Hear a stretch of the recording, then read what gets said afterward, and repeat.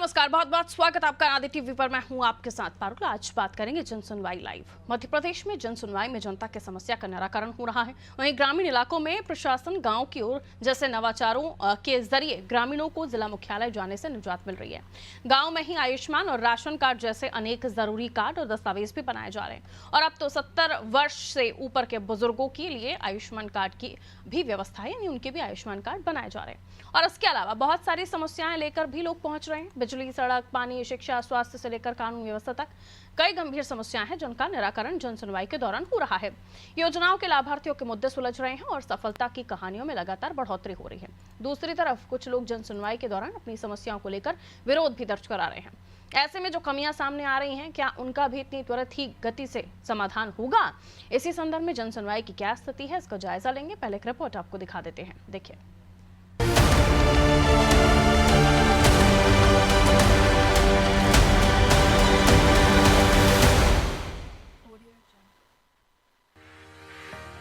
मध्य प्रदेश में जन सुनवाई के दौरान हजारों समस्याओं का समाधान किया गया है। ग्रामीण और शहरी क्षेत्र में आम जनता को राहत मिली है और सरकारी दफ्तरों के चक्कर काटने की मजबूरी खत्म हो गई है। जन सुनवाई में नवाचार भी हो रहे हैं। ग्रामीण जिला मुख्यालय तक आकर परेशान न हो, इसलिए टीकमगढ़ कलेक्टर की पहल पर प्रशासन ने उनकी पीड़ा जानने के लिए जन सुनवाई जैसे मंच को उनके द्वार तक पहुंचाने का नवाचार आरंभ किया था। इसे नाम दिया प्रशासन गांव की ओर। नतीजा ये हुआ कि जिला मुख्यालय पर प्रत्येक मंगलवार को होने वाली जन सुनवाई में शिकायती आवेदन 90% तक कम हो गए। इस नवाचार में कलेक्टर ने इसके लिए मातहत 324 अधिकारियों को प्रतिनिधि के तौर पर नियुक्त किया था। ये प्रतिनिधि जन सुनवाई करते हैं और शिकायतों को गूगल फॉर्म पर भरकर कलेक्टर के समक्ष पेश करते हैं। इतना ही नहीं, इनकी समीक्षा साप्ताहिक टीएल बैठक में सबसे पहले की जाती है। मंगलवार को कभी भी कलेक्टर बिना बताए किन्हीं 5 गांव पहुंच जाते हैं। औचक निरीक्षण के भय से सभी अफसर हर सुनवाई में मौजूद रहते हैं। जन सुनवाई में अब 70 वर्ष से अधिक उम्र के बुजुर्गों के आयुष्मान कार्ड भी बनाए जा रहे हैं। इसके अलावा जमीन से जुड़े, नामांतरण से जुड़े तमाम मामले निपट रहे हैं। बिजली के बिल, पानी के बिल, प्रॉपर्टी टैक्स जैसे अन्य कई मसलों का निराकरण हो रहा है। नजूल की भूमि से संबंधित मामले निपट रहे हैं। कई जगह जन सुनवाई में अवैध प्लांटिंग और अवैध कॉलोनियों की शिकायतें भी आ रही हैं। अवैध शराब बिक्री, शराब दुकानों को हटाने की शिकायतें भी जन सुनवाई में की जा रही है। जन सुनवाई के दौरान जनता को सुविधा हो, इसके प्रयास भी कलेक्टरों द्वारा किए जा रहे हैं। भिंड कलेक्टर ने जन सुनवाई की सुविधा नजदीक उपलब्ध कराने के लिए तहसीलों में जन सुनवाई का निर्णय लिया था, जिसके कारण ग्रामीणों को, दूर दराज के क्षेत्रों में रहने वाले लोगों को जिला मुख्यालय आने की परेशानी से निजात मिल गई है। इसी तरह सागर जिले में कलेक्टर ने जन सुनवाई में ही आवेदन टाइप करने की व्यवस्था की और कंप्यूटर ऑपरेटर, प्रिंटर और कंप्यूटर की व्यवस्था जन सुनवाई के स्थान पर ही करवा दी। इससे ग्रामीणों को और आम जनता को तकरीबन 100 रुपए की बचत होने लगी। उन्होंने आयुष विभाग को जन सुनवाई के दौरान आने वाले लोगों को निःशुल्क दवाइयां उपलब्ध कराने का निर्देश दिया। इस तरह के अनेक प्रयोगों के कारण जनता को जन सुनवाई के दौरान एक तरफ तो काम का तेजी से निराकरण होने के कारण राहत मिली, तो वहीं दूसरी तरफ उनके खर्चे भी कम हो गए। जन सुनवाई में आए आवेदकों के आधार कार्ड और आयुष्मान कार्ड भी बन रहे हैं। निःशुल्क दवाई मिलने की स्वास्थ्य संबंधी समस्याओं का निराकरण भी जन सुनवाई के दौरान हो रहा है। वहीं कुछ अप्रिय वाक्य भी हो रहे हैं, किंतु आमतौर पर जन सुनवाई जनता के लिए फायदेमंद ही साबित हो रही है।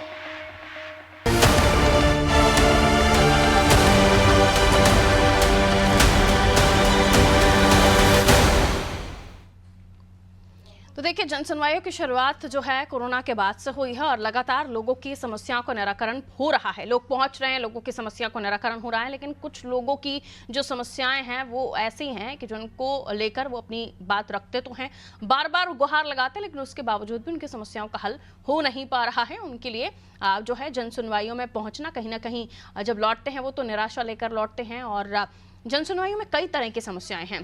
प्रॉपर्टी विवाद के साथ साथ जो मूलभूत सुविधाएं हैं वो भी, और आसपास जो शराब दुकानें हैं उनका खुल जाना, जिससे लोगों की परेशानियां भी सामने होती हैं। तो कई ऐसी समस्याएं हैं जिसको लेकर वो पहुंचते हैं।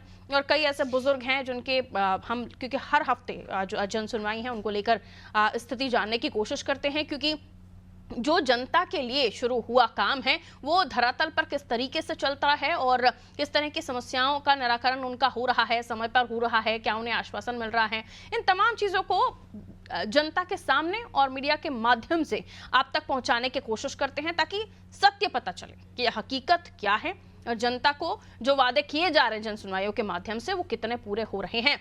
आइए हमारे सहयोगी अलग अलग जगहों से हमारे साथ जुड़े हुए हैं। जबलपुर से सोमनाथ जुड़े हुए, बैतूल से सचिन जुड़े हुए हैं। पहले जबलपुर का रुख कर लेती हूँ। सोमनाथ हमारे साथ जुड़े हुए हैं। सोमनाथ, जन सुनवाइयों की क्या स्थिति आज के दिन?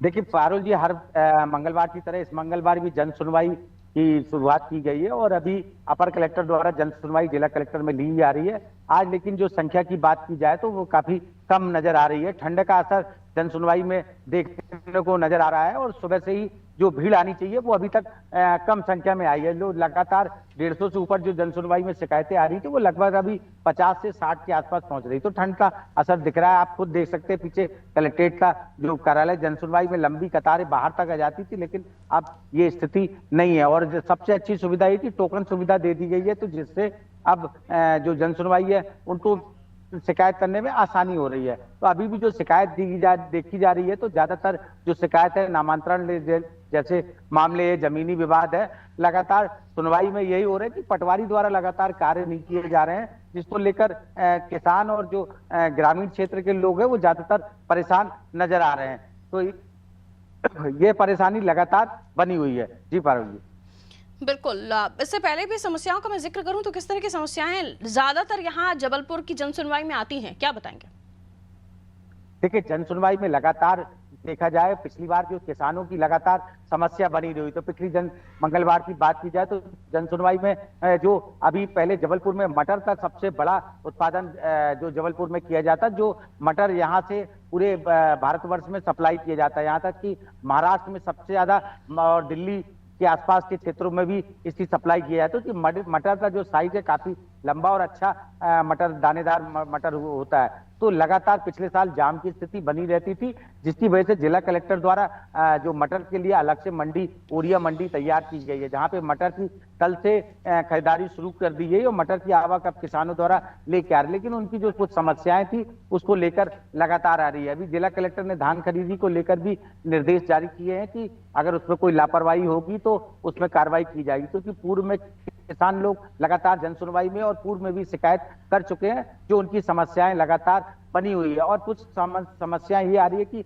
पटवारी द्वारा लगातार जो कार्य ना किए जाने को लेकर भी, उसको लेकर किसानों की जमीनी मामले कुछ है, कुछ और भी समस्याएं, कुछ मुआवजे जैसे मामले हैं और कुछ शासन की जो योजनाओं के पैसे हैं वो किसानों तक नहीं पहुंच पा रहे हैं। तो इस तरह की कई समस्याएं जो ज्यादातर देखने में आई है। और कुछ फरियादी इस तरह की नगर निगम अगर जन सुनवाई में शिकायतें देते हैं और नहीं होती तो वो जिला कलेक्टर के पास आते हैं। तो इस तरह मामले ज्यादातर आ रहे हैं। जी बिल्कुल, तो किसानों से जुड़ी हुई समस्याएं भी पहुंच रही हैं, यानी किसानों की जो खरीदी केंद्रों पर जो अव्यवस्थाओं का सामना उन्हें करना पड़ रहा है उसको लेकर भी वो पहुंच रहे हैं।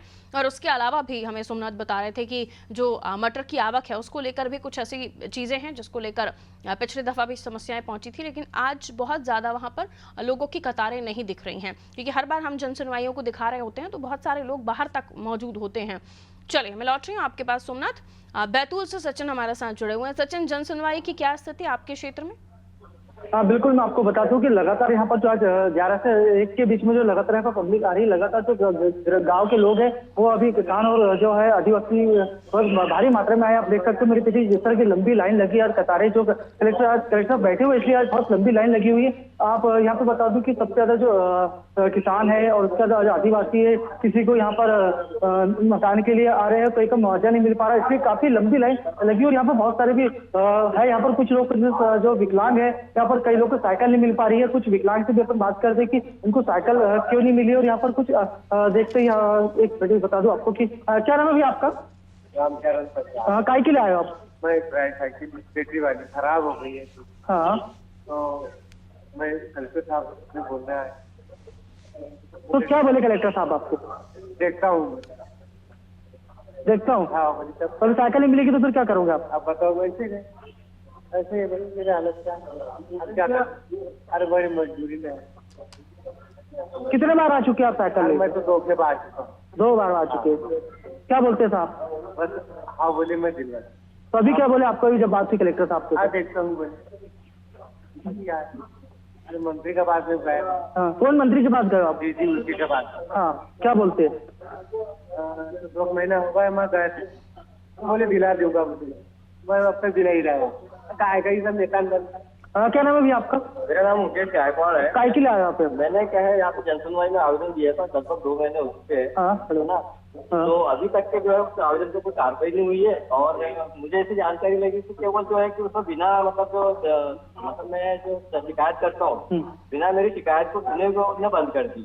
किस चीज की शिकायत थी आपकी यहाँ पर? मैंने क्या है जो जनता सीओ जो है जिसके द्वारा जो है बहुत सारे जो है वहाँ पे जनपद में जो है मजदूरों के खातों में फर्जी भुगतान किया गया, मशीनों से काम कराया गया और जो वहाँ पे जो दुकानों की जो फर्जी वसूली है उसमें हेराफेरी की गई।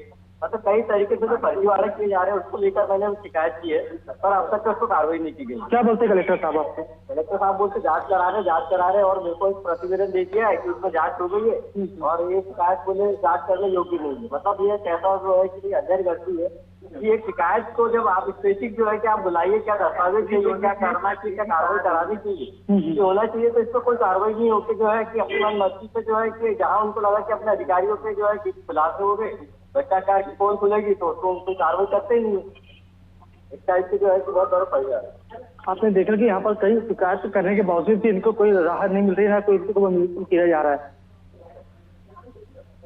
बिल्कुल, तो अपनी समस्याएं लोग बता रहे हैं, लेकिन कितना निराकरण हो रहा है कितना नहीं, धरातल पर सच्चाई सचिन ने बताई। मैं कुछ और समस्याओं की बात करूं, जैसे बैतूल में अगर आम जनता की जो मूलभूत सुविधाएं हैं उसको लेकर भी क्या जन सुनवाइयों में परेशानियों को लेकर लोग पहुंचते हैं? क्योंकि अगर विभागों के काम की बात की जाए तो यहाँ उनके विभागों के काम का आकलन भी होता है कि जनता तक अगर विभागों के काम से फायदा पहुंच रहा है तो वो समस्याएं यहाँ नहीं सुनाई देती होंगी। लेकिन अगर पिछले दिनों की मैं बात करूं तो आप डिपार्टमेंट्स के काम का आकलन यहाँ जन सुनवाई में कैसे कर रहे हैं सचिन?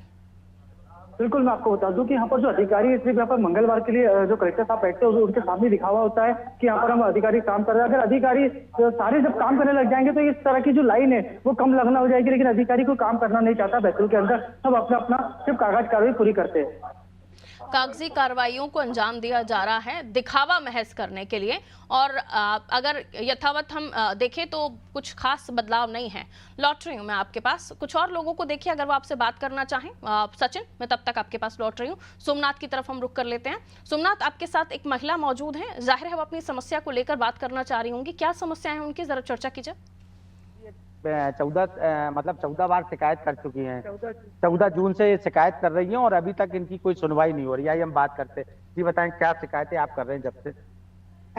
मैं आधार कार्ड से आई हूँ और मेरे घर के बाजू में रहने वाले मेरे पड़ोसी ने, जो रिश्ते में देवर लगता है मेरा, उसने मेरी दीवार को सहारा बना के और उसके पड़ोस में रहने वाले यानी दोनों पड़ोसियों की दीवार के सहारे उसने अपना 2 मंजिल मकान तैयार कर दिया।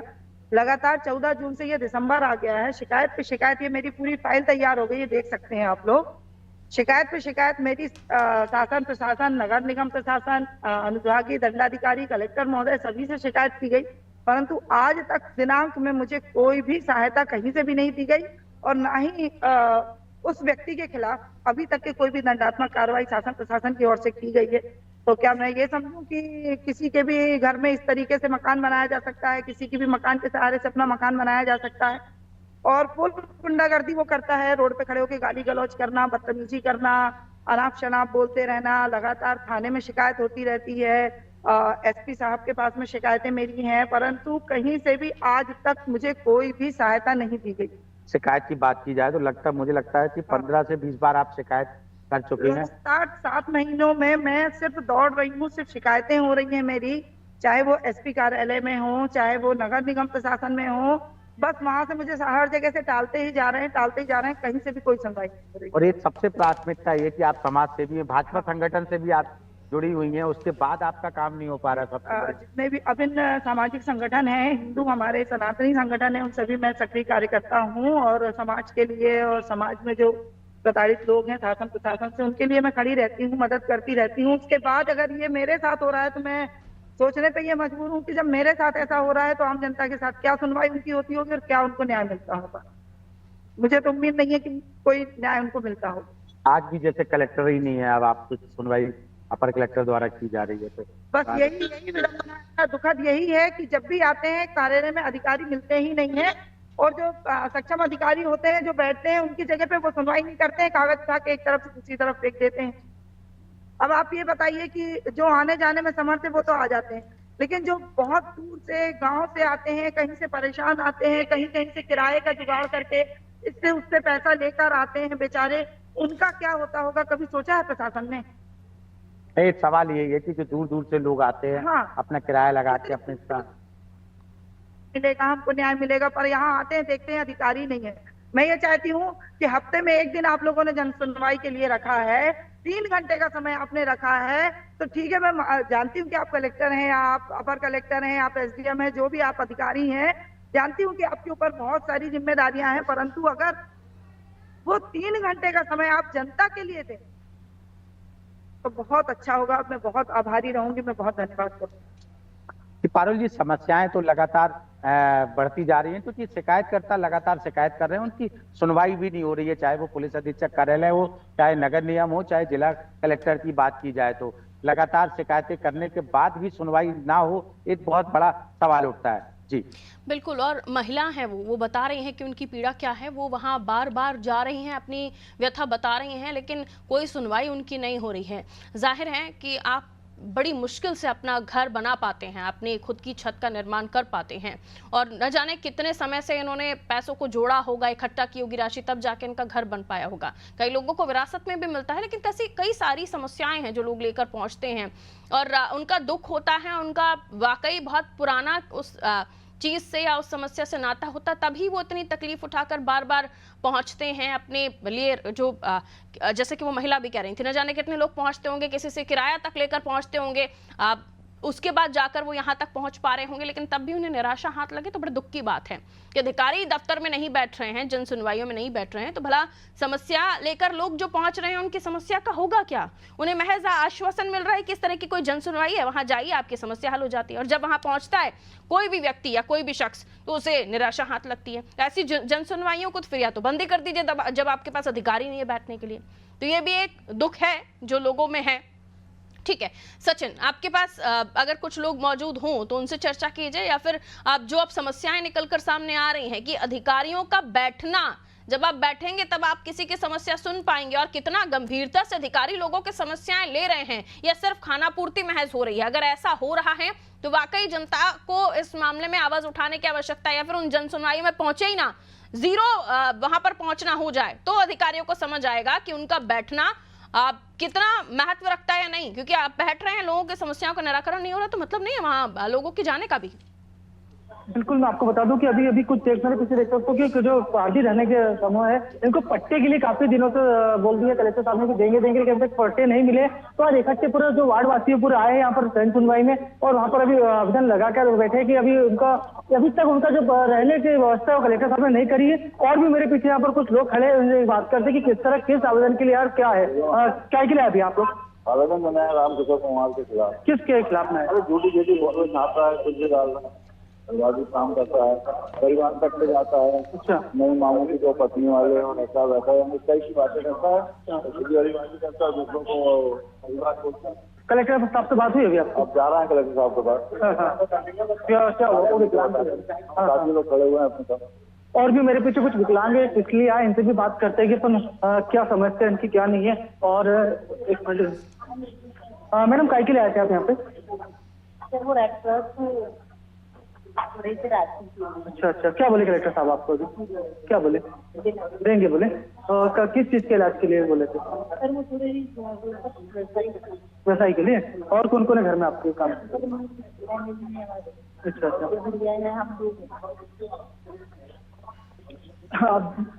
काय के लिए मैडम? तो जम से बोलो। बिजली कट गई है, बिजली, और हमने अभी यहाँ आवेदन लगाए थे ये महीने से, तो मार्च कर दिए, तो मगर बिजली आपको लाइट नहीं लगी है, और हमने जो मकान दिए हैं उसका पैसा वैसा भी दे दिए हैं, थोड़ा बहुत बाकी है। रजिस्ट्री के लिए बोले तो रजिस्ट्री भी कर रहा है, बार बार हमको नहीं बोलते जा रहा था। कौन बोलता अधिकारी? अभी तो ये कलेक्टर साहब नहीं आए। कितने बार आ चुके हो आप कलेक्टर के पास? तो कम से कम 20 बार आ गए। 20 बार आ से चुके? बंद। 1 महीने से बंद। हाँ। फिर किस तरह रह रहे हो घर में? किस तरह की दिक्कत हो रही है? बहुत दिक्कत हो रही है, बच्चे पढ़ने वाले भी। तो हमने रजिस्ट्री पे बोले तो नहीं बोल दिया था, हमने जबलपुर से भी, हमारा हाई कोर्ट से भी हम जीत गए। हाँ हाँ। हाँ, उसके बाद भी इन लोग नहीं सुन रहे हैं। फिर उसके बाद अभी बोलने लगा कि तो उसमें लिखा था बयाने में कि अगर मैं कभी हीला हवाला करूंगा तो ये खुद जवाबदार रहेंगी, सरकारी इनकी रजिस्ट्री हो सकती है। तो हमने वो भी लगा दिए हैं और वो भी शेष अभी कलेक्टर साहब से आवेदन से बात क्या हुई आपकी? अभी तो नहीं हुई है, मगर मैंने बीच में आई थी 6 तारीख हाँ, हाँ। तो बीच में तो नहीं मार्क कर दिए, बाकी लगे नहीं। तो मार्क करने के बाद भी अधिकारी आपकी कोई नहीं सुन रहा है? हाँ, आपने देखा कि यहाँ पर देखा गया कि मार्क कलेक्टर साहब मार्क करने के बावजूद भी कोई अधिकारी यहाँ पर काम नहीं कर रहा है और जनता व्यक्ति परेशान होती जा रही है।